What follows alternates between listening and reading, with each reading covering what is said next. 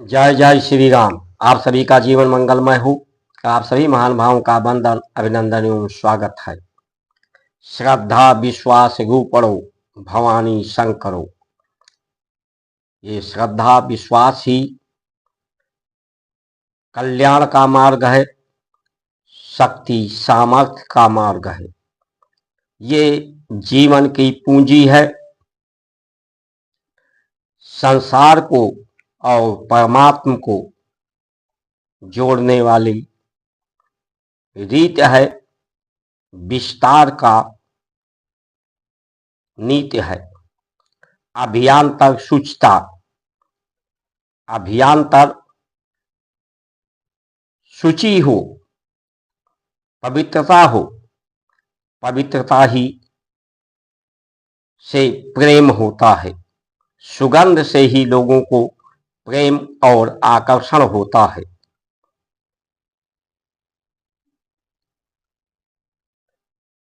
जेठाग्नि पेट में हो, अग्नि अग्नि से ही सब पवित्र हो जाते हैं। अग्नि के संपर्क में आकर अग्नि के भांति सब हो जाते हैं। भभूत बन जाता है अग्नि के संपर्क में आने पर सभी वस्तुएं, और उसमें फिर दुर्गंध सदा सदा के लिए समाप्त हो जाता है, दोष समाप्त हो जाता है।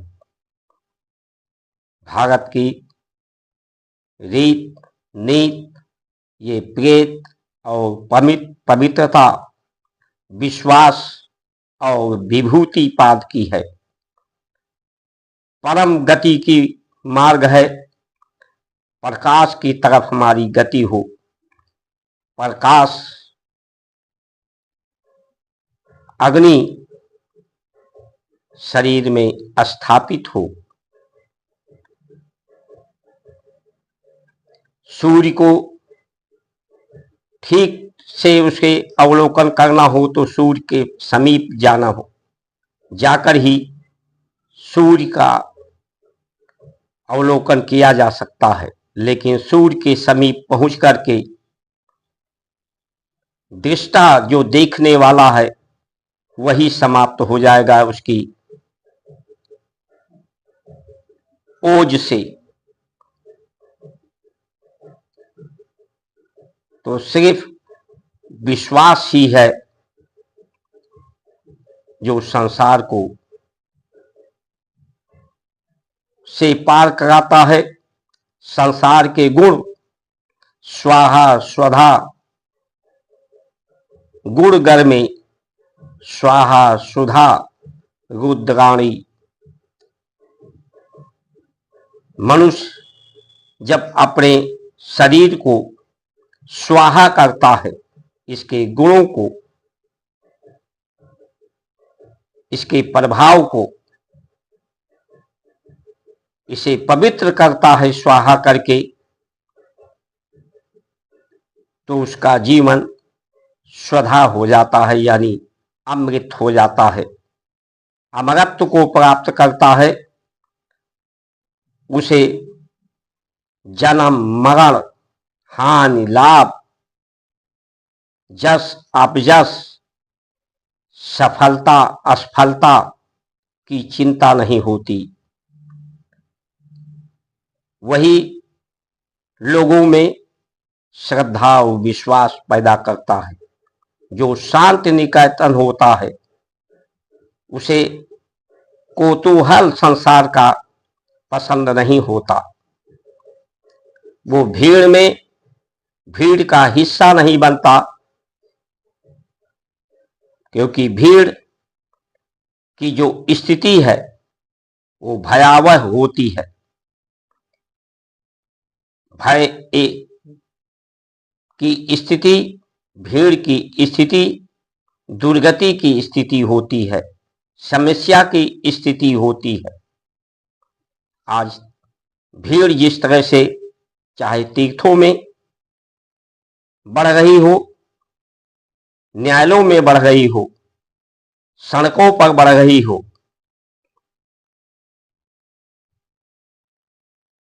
अस्पतालों में बढ़ रही हो, ये सिर्फ विकासवादी विचारधाराओं, जो वीआईपी कल्चर है, जो पशुओं वाला कल्चर है, उसके कारण ये अविश्वास, असमंजस, असमानता बढ़ती जा रही है। श्रद्धा विश्वास जब व्यक्ति को प्राप्त होता है, श्रद्धा विश्वास होता है, तो उसे आत्मबल, आत्मनिर्भरता, आत्मीयता आती है, अपने ही समान एक दूसरे को समझने की दृष्टिकोण आती है। ये वीआईपी ही कल्चर है कि अपने लाख लाख रुपए वेतन लेकर के, और वेतन ये सुविधा किससे लिया जा रहा है? जो महीने में 5,000 भी नहीं कमा पाते, ऐसे लोगों से लिया जा रहा है, और उन्हें दुविधा में डाला जा रहा है, अविश्वास पैदा किया जा रहा है। संसार की जो गति है वो छल और छद्म बेश से विश्वास को लोग प्राप्त करना चाहते हैं। जैसा कि रावण छद्म भेष धारण करके सीता को विश्वास दिलाने में सफल हुआ कि मैं साधु हूं और भिक्षा चाहिए, भिक्षा देने के लिए जैसे ही वो राम के श्रेष्ठ वचनों का, आशीष वचनों का, लक्ष्मण के आशीष वचनों का पर उन्हें विश्वास नहीं रहा कि इस रेखा से बाहर मत आना, उस जीवन की रेखा, एक सीमा की रेखा से जब बाहर आई तो वही रावण छद्म भेष में जो बाहर खड़ा था वही हरण कर ले गया। सीता यानी लक्ष्मी, सीता यानी शक्ति, और सीता को भी दुख का अनुभव करना पड़ा और रावण को दुर्गति प्राप्त हुई। रावण की रास और राम की रास एक ही है, दोनों में राह है आगे। रावण और राम में सिर्फ अंतर इतना है कि रावण परिवार को सहेज नहीं पाया, संभाल नहीं पाया, उसका ध्यान नहीं रखा, देखभाल नहीं कर पाया, और राम पूरे जगत को एक परिवार के रूप में सहेजने में सफल रहे। उनका परिवार, पूरा विश्व, पूरा जगत के वो परिवार बने, और उनके परिवार के लोगों ने उन्हीं के भांत अपना जीवन पद्धति को अपनाया। इसलिए राम से हमें कुछ सीखना चाहिए, रामचरितमानस से हमें कुछ सीख मिलता है। वो शांति का है, परम गति का है। संसार की गति दुर्गति की है, दुर्भावना की है, दोष की है, दुर्गंध की है। यही मनुष्य जब प्राण की गति शरीर में नहीं होती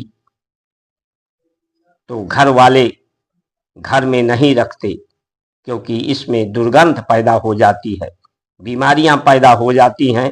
वो कहता है इसको जितना जल्दी हो सके घर से बाहर निकाला जाए। ये प्राण की गति ही, प्रकाश की गति ही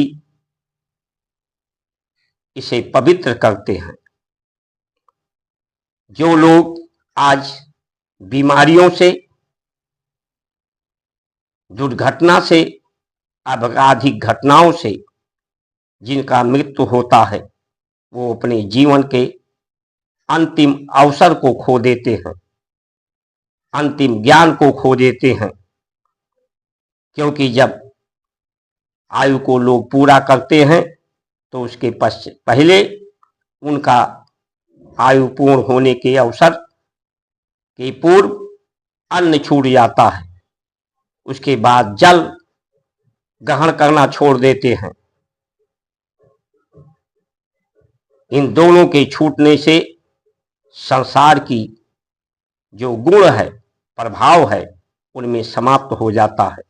उसके बाद उन्हें देखना बंद होता है, वाणी उनकी अनिवार्य हो जाती है, वो बोल नहीं पाते अंतिम समय में। लेकिन अंतिम समय में उन्हें जीवन के सत्य का अनुभव होता है, जिस अनुभव को वो संसार को बता नहीं पाते। हमारे ऋषियों ने, संतों ने संसार के गुणों का प्रभाव को से निवृत्ति करके, चित्त के वृत्ति को निरोध करके, विचारों की शून्यता से, शब्दों की शून्यता की स्थिति में अपने को अवस्थित करके उस सत्य का, जब दृश्य और दृष्टा में भेद समाप्त हो जाता है, दोनों का एकाकार हो जाता है, तब सत्य का अनुभव होता है। वो समाधि की स्थिति होती है, समबुद्धि की स्थिति होती है, सद्बुद्धि की स्थिति होती है। इसलिए आइए हम सब इस भारत की संस्कार संस्कृति हमारी आज भी परतंत्र में है। भारत आजाद स्वतंत्र नहीं हुआ, सिर्फ सत्ता का, जो अंग्रेज जिस सत्ता को चला रहे थे, जिस व्यवस्था को चला रहे थे, वही सत्ता व्यवस्था का स्थानांतरण भारतीयों के हाथ में हो गया है। अंतर इतना है, आज भी हमारा भारत की परंपराएं स्वतंत्र नहीं है। आज भारत वीआईपी कल्चर की तरफ बढ़ रहा है, अविश्वास लोगों में बढ़ रहा है।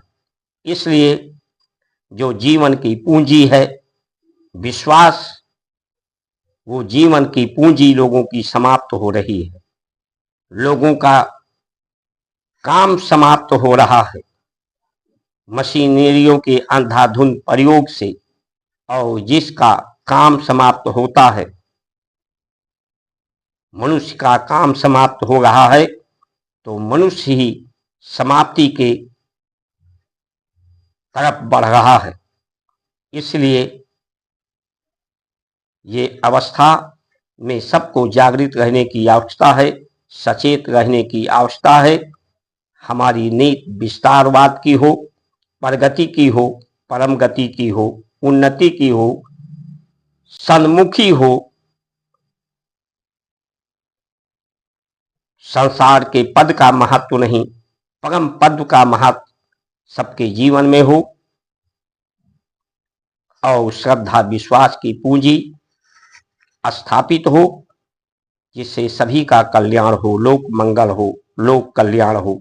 इन्हीं वचनों के साथ आप सभी का सुमंगल कामना करते हुए जय श्री राम।